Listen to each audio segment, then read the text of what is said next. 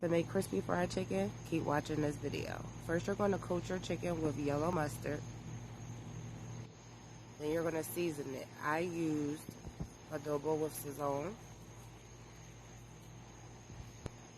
Creole seasoning,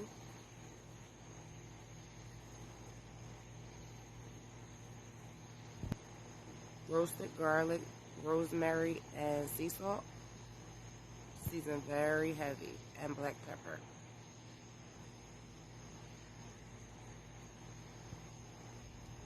Mix it all together and put it in unseasoned flour.